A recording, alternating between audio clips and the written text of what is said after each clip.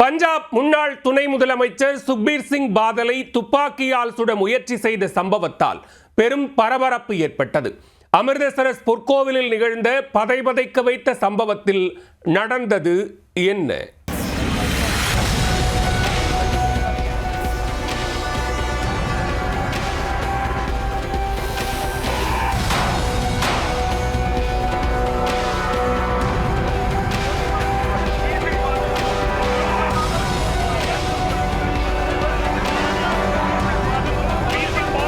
சிரோமணி அகாலிதளம் கட்சியினருக்கு மத்தியில் அமர்ந்திருந்த சுக்பீர் சிங் பாதலை நோக்கி பவ்யமாக நடந்து வந்த இந்த நபர்தான் பதைபதைக்க வைக்கும் சம்பவத்தை அரங்கேற்றியிருக்கிறார்.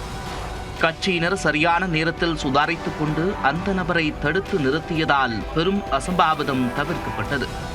காலிஸ்தான் ஆதரவு அமைப்பைச் சேர்ந்தவர் சுக்பீர் சிங்கை கொலை செய்யும் அளவிற்கு துணிந்தது ஏன்?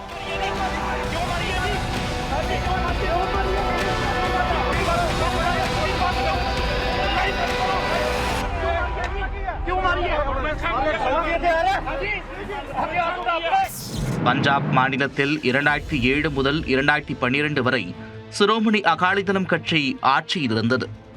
அப்போது பிரகாஷ் சிங் பாதல் முதலமைச்சராகவும் அவரது மகனான சுக்பீர் சிங் பாதல் துணை முதலமைச்சராகவும் இருந்தனர். 2007ஆம் ஆண்டு சீக்கிய மதத்தை அவமதிக்கும் வகையில் தேரா சச்சா சௌதா அமைப்பின் தலைவர் குர்மித் ராம் ரஹீம் நடந்து கொண்டதாக குற்றம் சாட்டப்பட்டது. இருப்பினும் மத நிபந்தனை வழக்கில் அவருக்கு மன்னிப்பு வழங்கப்பட்டது. அப்போது துணை முதலமைச்சராக இருந்த சுக்பீர் சிங் பாதல் தனது அதிகாரத்தை பயன்படுத்தி குர்மித் ராம் ரஹீமுக்கு மன்னிப்பு வழங்கியதாக குற்றம் சாட்டப்பட்டது. இதுகுறித்து சீக்கிய மதத்தின் உயரதிகார அமைப்பான அகால்தத் விசாரணை நடத்தியது. இதில் சுக்பீர் சிங் பாதல், முன்னாள் அமைச்சர்கள் உள்ளிட்டோர் குற்றவாளிகளாக அறிவிக்கப்பட்டனர். அவர்களுக்கு பொற்கோவில் சமையலறையில் பாத்திரங்களை சுத்தம் செய்ய வேண்டும், பக்தர்களின் காலணிகளை துடைக்க வேண்டும் என்று தண்டனை விதிக்கப்பட்டது. இதை ஏற்கும் விதமாக சுக்பீர் சிங் பாதல் அமிர்தசரஸில் உள்ள பொற்கோவிலுக்கு வந்து குற்றத்தை ஒப்புக்கொண்டார்.